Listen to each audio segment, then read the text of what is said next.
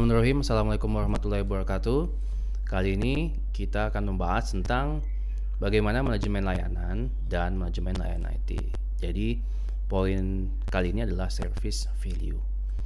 Nah, manajemen layanan dalam artian jadi bagaimana kita atau sekumpulan dari anggota atau organisasi itu memiliki kemampuan khusus untuk memberikan nilai kepada pelanggan dalam bentuk layanan. Nah, di sini nilai ini bukan berarti satuan angka ya, tapi value atau nilai artinya yang dirasakan pelanggan. Contohnya misalnya kepuasan atau nilai tambah, bertambahnya rasa kepuasan ataupun memuaskan dari pelanggan terhadap layanan yang diberikan. Itu disebut dengan manajemen layanan. Nah, berikutnya, jadi untuk menyampaikan sebuah layanan tadi, kita harus bersifat capable atau mampu. Jadi, kemampuan yang dimaksud adalah kemampuan organisasi mengubah, mengalokasikan, dan mengordinasikan resource valuable service, atau bagaimana organisasi itu mampu ya mengubah sebuah sumber daya yang ada, mengalokasikannya dan mengkoordinasikannya dengan baik sehingga menjadi sebuah nilai tambah atau valuable service, nilai layanan yang akan diberikan kepada pelanggan. Nah, kemampuan ini diwujudkan dalam bentuk proses ya dan function. Tanpa kedua ini, sebuah organisasi layanan hanyalah sekumpulan resource yang tidak terorganisasi. Nah, untuk resource dan function kita sudah bahas di pertemuan kemarin. Nah, di sini bagaimana kita menciptakan service manajemen tadi? Jadi kalau kita cek di sini ada namanya proses plus function itu menghasilkan sebuah resource. Jadi dalam mengelola sebuah service manajemen atau manajemen layanan sebuah organisasi tadi itu harus berkolaborasi antara prosesnya, bagaimana sebuah layanan itu dapat disampaikan kepada pelanggan dan fungsinya harus sesuai. Nah, setelah kedua ini matching, tadi ini disebut namanya resource, sumber dayanya. Jadi sebuah organisasi itu sudah punya sumber daya, kemudian dia baru bisa melaksanakan atau mendeliver sebuah service tadi atau nilai tadi kepada customer. Jadi intinya adalah proses plus function, disebut juga namanya resource. Ya, kedua hal penting ini yang mana bisa mendeliver kepada pelanggan yang disebut namanya value, service layanan yang baik. Nah, bicara tentang manajemen layanan TI, jadi kalau disebutkan apa sih manajemen layanan TI? Itu adalah bagaimana mengimplementasikan pengolahan layanan TI yang baik dan berkualitas sesuai standar yang ada. Ya, intinya adalah kalau bicara tentang standar itu tergantung dari kebutuhan organisasi atau kebutuhan bisnis organisasinya. Nah, manajemen layanan TI ini dilakukan oleh siapa? Oleh penyedia layanan TI dengan perpaduan people, proses, dan teknologi informasi. Jadi ada kolaborasi antara ketiganya supaya manajemen layanan TI itu dapat memuaskan atau layanan servisnya itu bisa sampai kepada pelanggan. Nah, jadi rumusnya adalah pelanggan atau pengguna ya penyedia layanan IT. Jadi kalau bicara tentang service value, itu value itu bisa terkait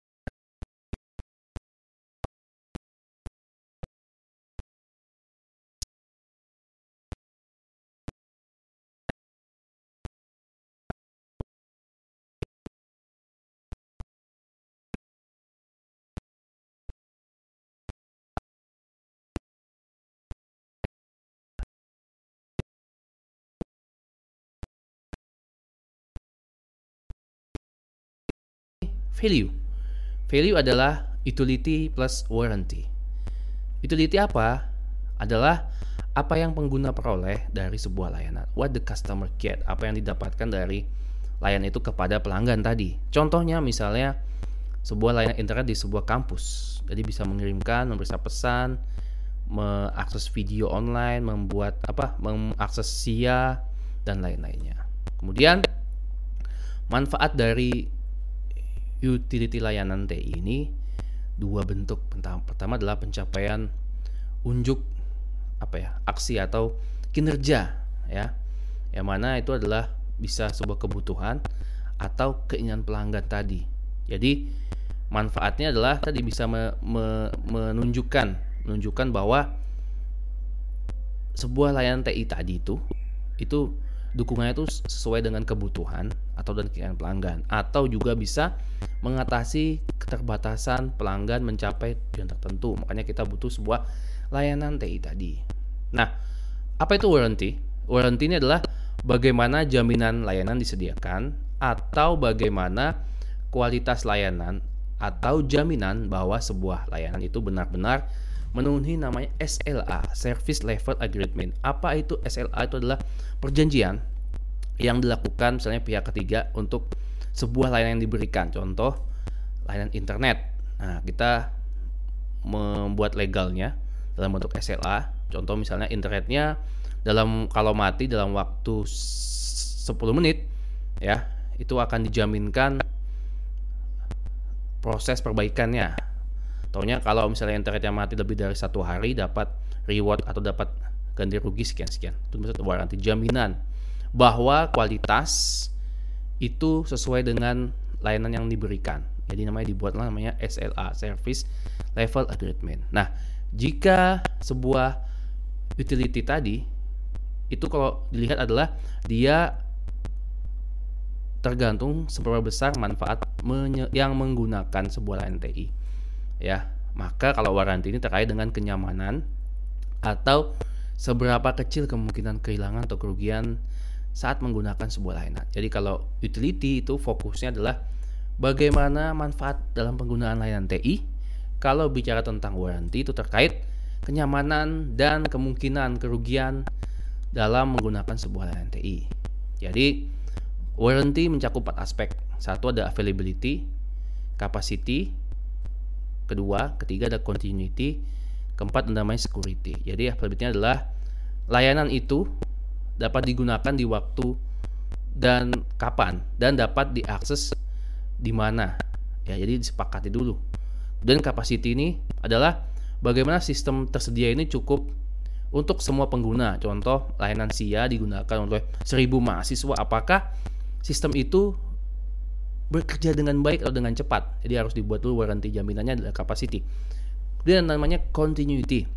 Nah, jika sebuah sistem rusak, apakah pelanggan tadi dapat memperoleh layanan kembali dengan cepat, ataukah adanya alternatif lain sistem yang memastikan pelanggan bisa menikmati layanan? Sebagai contoh, internet mati di kampus, ya. Harusnya kampus tuh punya backup memastikan bahwa misalnya servernya mati listrik, artinya di backup dengan 2 layanan service listrik atau enggak dengan provider. Kalau langganan dengan Telkomsel, maaf ya saya buat produk, juga di backup dengan Indosat misalnya. Jadi kalau saat satu yang putus bisa di backup dengan yang lainnya. Security menjamin apakah sebuah sistem atau layanan itu diberikan secara aman, melindungi informasi semua data penting pelanggan.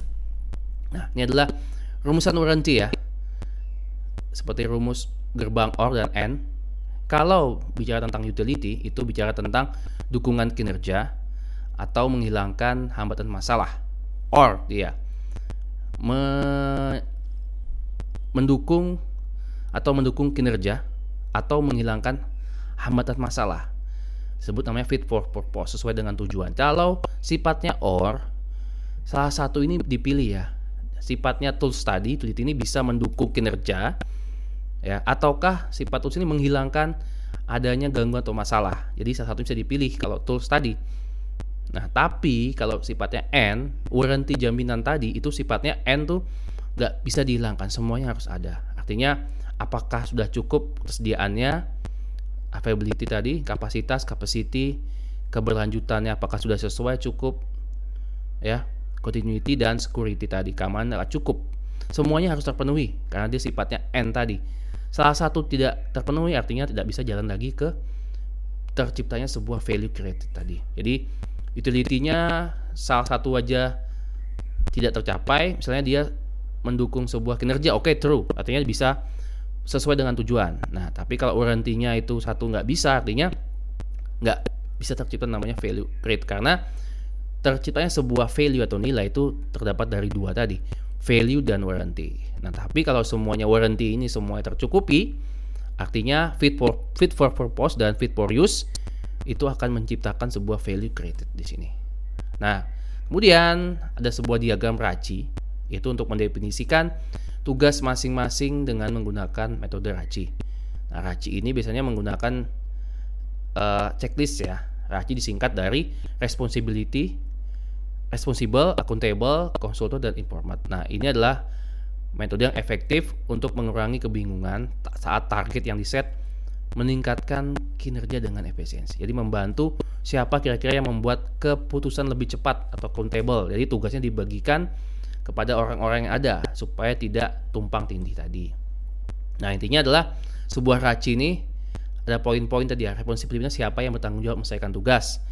Accountable artinya siapa yang berhak membuat keputusan dan mengambil langkah strategis terkait tugas yang ada.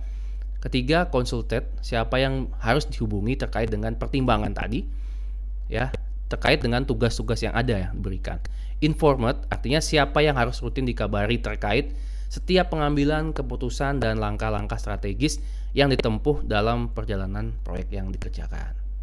Oke, ini sebuah kasus tadi, sebuah satria ingin mengembangkan sebuah produk tadi, ya, fitur N misalnya, di mana Mira ini seorang project manager dan Irona di bagian marketing. Jadi terkait fitur yang M kita ini, untuk aplikasi misalnya Satria ditugaskan menggunakan responsibility yang tinggi. Mira sebagai accountable dan Adrian di bagian konsultan, di mana nantinya Satria ini akan berinteraksi intens terkait dengan integrasinya. Dan Irona tentu saja harus melakukan konfirmasi ketika proyek tersebut sudah selesai dan siap dipasarkan. Ya, jadi intinya RACI efektif memenuhi kondisi yang dipenuhi. Satu, pastikan satu orang memiliki satu peran utama di setiap proyek. Dua, pastikan jumlah orang yang bertanggung jawab cukup.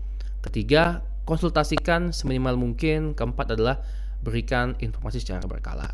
Untuk praktek RACI saya akan berikan minggu depan.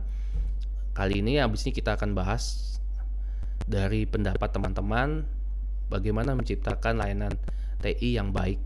Oke, terima kasih. Assalamualaikum warahmatullahi wabarakatuh.